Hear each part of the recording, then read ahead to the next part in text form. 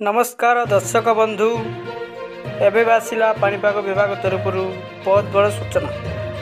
गांगेय पश्चिम बंग उपत्यका पार्श्ववर्ती बांग्लादेश अंचल लघुचाप क्षेत्र सृष्टि होइछि। यह प्रभाव में राज्यर उत्तर ओडिशा रे किछि स्थान रे प्रबल वर्षा हो पारे। सेपटे राज्यर पश्चिम ओडिशा समेत बहु स्थान रे लगाण वर्षा जोगु महानदी सुवर्णरेखा और ब्राह्मणी नदीर जलस्तर बढ़ी।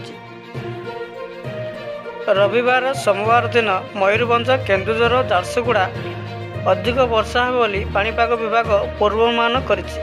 बालेश्वर भद्रक जाजपुर केन्द्रापड़ा कटक खर्दा नयागढ़ गंजाम गजपति झारसुगुड़ा बरगड़ संबलपुर देवगढ़ अनुगुड़ ढेंकानाल घड़घड़ी सह वर्षा हो पारे। 24-25 मयूरभंज और बालेश्वर में भारी वर्षार आशंका रही।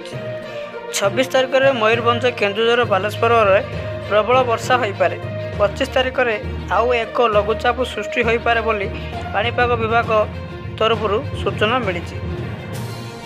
उपरमुंडारे वर्षा जोगु महानदी फुली हीराकुद डैम जलस्तर बढ़ी शनिवार जल निष्कासन करने को कर्तृपक्ष निष्पत्ति नहीं।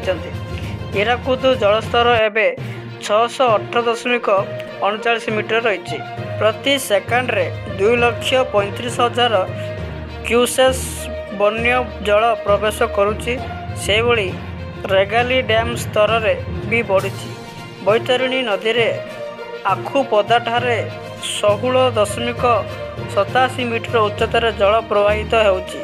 ब्राह्मण और सुवर्णर नदी जलस्तर भी बढ़ुची।